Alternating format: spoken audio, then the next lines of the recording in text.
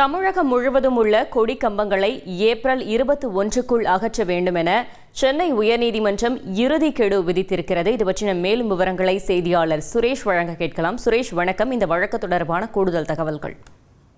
வணக்கம். சென்னை ராயபுரம் பகுதியில் நடைபாதையில் அமைக்கப்பட்டிருந்த திமுக கொடி கம்பத்தை அதன் கல்வெட்டையும் அகற்ற வேண்டும் என்ற கோரிக்கையுடன் சென்னையைச் சேர்ந்த வழக்கறிஞர் ராகேஷ் என்பவர் உயர்நீதிமன்றத்தில் ஒரு பொதுநல வழக்கு தாக்கல் செய்திருந்தார். இந்த வழக்கு தலைமை நீதிபதி ஸ்ரீராம் மற்றும் நீதிபதி முகமது சபிக் அடங்கிய அமர்வு முன்பு விசாரணைக்கு வந்தது.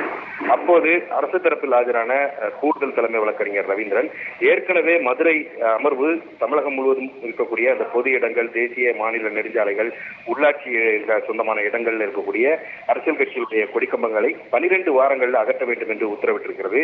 அந்த உத்தரவை தனி நீதிபதி பிறப்பித்த அந்த உத்தரவை இரு நீதிபதிகள் அமர்வும் உறுதி செய்திருக்கிறது. இது தொடர்பாக அரசு அதிகாரிகள் நடவடிக்கை எடுத்து வருகிறார்கள் என்று குறிப்பிட்டார். இதை பதிவு செய்து கொண்ட சென்னை உயர்நீதிமன்றத்தின் தலைமை நீதிபதி அமர்வு மதுரை அமர்வு அளித்த அந்த காலக்கெடுவானது ஏப்ரல் 21ஆம் தேதி முடிவடைகிறது. அதற்குள் தமிழகம் முழுவதும் இருக்கக்கூடிய பொது இடங்கள், தேசிய மாநில நெடுஞ்சாலைகள், உள்ளாட்சி இடங்களில் இருக்கக்கூடிய அந்த கொடிக்கம்பங்களை அகற்ற வேண்டும் என்று உத்தரவிட்ட நீதிபதிகள் இந்த வழக்கை முடித்து வைத்திருக்கிறார்கள். தகவல்களுக்கு நன்றி சுரேஷ்.